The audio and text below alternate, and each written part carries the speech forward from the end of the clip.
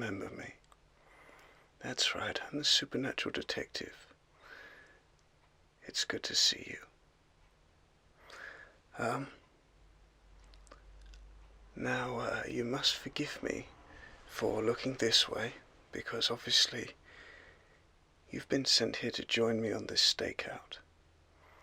So I have to keep looking this way, but I will keep talking to you. I heard you met a friend, one of the Black Ops people. How did you get on? Yes. He's an interesting character, isn't he? Oh yes, he shared some adventures with me.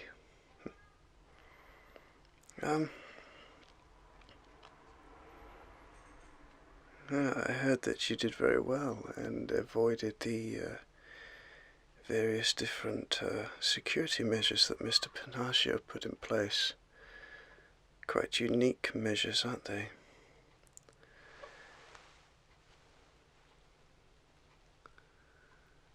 Yes,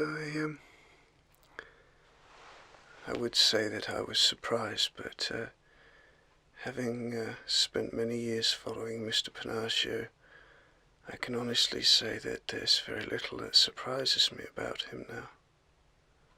He is a very tricky individual to evade.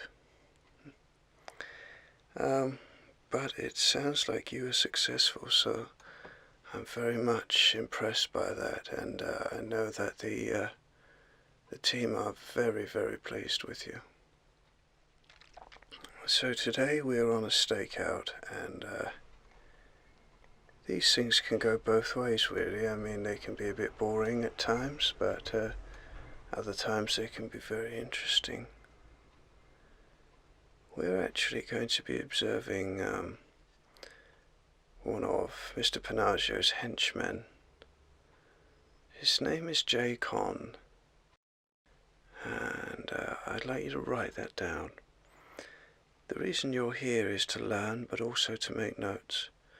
So what I'll do is I'll ask you to write certain things down, and you just jot them down on the clipboard that you have in front of you, okay? Don't worry, I'll make sure that it's slow enough for you to be able to write it. The interesting thing about J-Con is that he is a very ambitious henchman.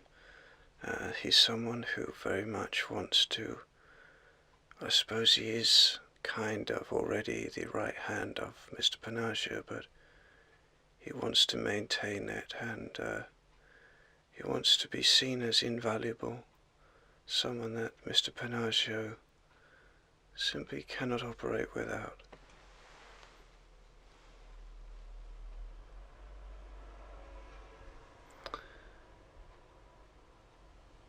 I can see J-Con. No, it's not a headquarters. This is just a temporary place they use. I mean, they have these kind of houses all over the place, and they use them for storing things and such, but I've got a feeling they're up to something a little bit different this time. You did a great job getting that crystal back. Very powerful, that is. Don't worry, that's nice and safe. But there is a partner crystal, if you like. Equally as powerful, but slightly different capabilities. However, when the two are used together, when they're placed on a certain staff, the staff can be unbelievably powerful. I've got a feeling that our friend J-Con is organising some kind of attempt at locating and acquiring the second crystal. I should imagine that they're incredibly frustrated with the fact they lost the first one. I know Mr. Panaggio will be. particularly that you took it right from under his nose. No, he wasn't in the building, but any theft from his castle he would consider as being right from under his nose. He has eyes and ears all over that castle. It really is quite amazing you were able to get away with it.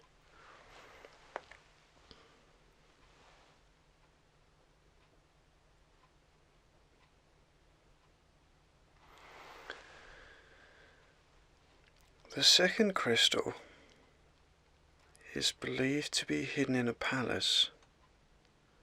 It's an old palace. It's more of a museum now, open to the public. Now, I don't think the people, well, I know the people who administer and run the palace, they're not aware of the crystal's true nature or power. Remember, as I said to you before, there are two worlds. One that most people see and one that is hidden, often in plain sight. And the people who run the palace, they are familiar with the world that most people are familiar with. So to them, the crystal is very powerful in terms of its value, but nothing more than that. It is a crystal. They do not realize it has magical powers. I should imagine they don't believe in magic. We have some movement. Now, one of his assistants, one of Jacon's assistants, Sulian, write that down. She's here. Very, very dangerous woman, assassin. I wouldn't like to cross her. She just came out with some kind of a box and put it into the back of one of their trucks. I want you to write that down. It's a black box with a white handle. Okay? I would say the box is about half a meter squared, about 50 centimeters squared all round. It's a cube. She seemed quite protective of it. She's not the kind of person that they would have carrying things around unless they want them protected, so I think that there's a good chance there's something very, very precious to them in that box.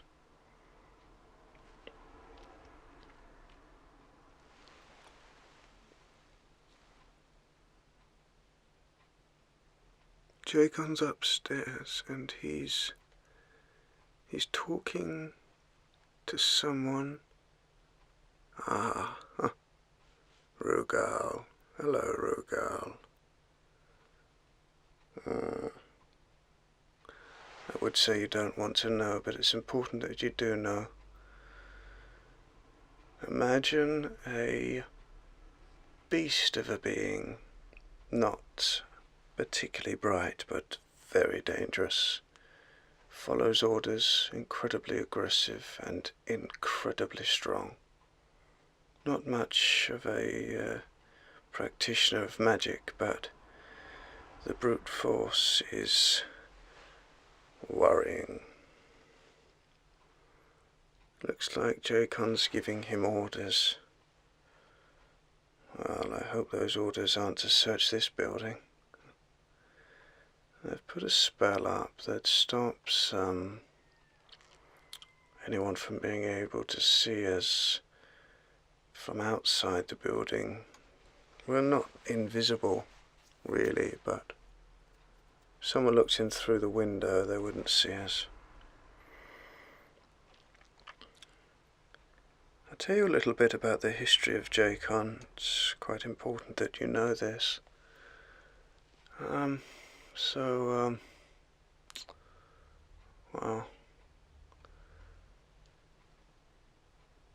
Jacon is he is quite crafty. He was found as an orphan by Mr. Panaggio, and as they found, Jacon actually had scammed Mr. Panaggio into, well, he'd tricked him into letting him into his castle. He was, I suppose, a bit like a door-to-door salesman, but he was selling magical items. Mr. Panaggio, of course, was well aware of the trick, but there was something that he admired in Jacon, something that he saw as useful. Mr. Panaggio isn't the sort of person to spend any length of time with you unless he sees a use he can get out of you. He's not one for forming special friendships or bonds with people. But he did see something in Jacon that he admired, and he decided to allow Jacon to believe that he had tricked him into purchasing magical goods that were not particularly magical, a little bit, but not anything that he had claimed they were. Anyway, Mr. Panaggio quickly worked out that Jacon had nowhere to go and was sleeping rough, and so he offered Jacon a room in exchange for his loyalty, and also to do odd jobs for him, run around for him. Jacon agreed, and over the years he basically took him on, I suppose, as a kind of apprentice, teaching him all sorts of dark magic and very selfish attitudes. Mr. Panaggio is the sort of man, dark wizard, who really is obsessed with power to the point of it consuming him. And sadly, Jacon at that age was very easily influenced. So he has followed suit. The irony is, I sometimes think that perhaps Jacon wants to take his place one day. Mr. Panaggio is probably aware of this, and it's certainly not likely to happen. We're interested in this because we think that at some point a feud could break out from within their organization as a result of this wish for power. If it does, it could allow us an opportunity to break through its many defences and obtain and arrest Mr. Panaggio. But as I say, Jacon is very crafty, and he certainly wouldn't attempt anything unless he felt he had a chance. I would imagine he's probably trying to get others to help him. There's no way he could beat Mr. Panaggio on his own. No way. There's movement again.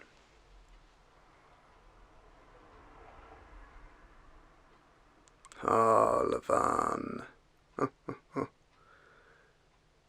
You better hope you don't ever run into Levan. Imagine a snake that looks like a human, but is neither a snake or a human. Levan is beyond crafty. He'll slither his way into your mind. You won't know which way is up and which way is down by the time he's finished with you. Oh, he won't attack you. He'll drive you insane. Stay away from Levan at all costs, because you will not know who your enemies or your friends are by the time he's finished with you. seriously stay away from Levan.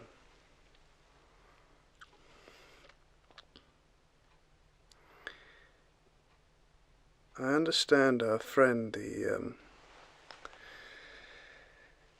our Black Ops friend, told you that you were special, that Mr. Panaccio had tried to dispose of you and was unable to. I want you to understand that I didn't tell you this because I didn't want you to worry. I didn't see any point in you being unnecessarily frightened by this information. Please understand that it is not my intention to be dishonest with you or to try to mislead you. It's just, I really didn't see any kind of benefit in you, well, terrified at the thought of him coming for you. I think our friend has probably also explained that there's a good chance he is unable to kill you. And if that's true, well, to be honest, you're the greatest asset we've got. However, his henchmen and women, they may be able to cause you some damage, so do be very careful around them. I want you to always be with one of us. You don't need to go off on your own. I don't want you starting any investigations on your own, please. No, all you need to do is stay with us, listen, pay attention, and learn. This is a time of training for you, okay? There is so much to learn, and there is plenty of time. I've been doing this for years, and I am still learning.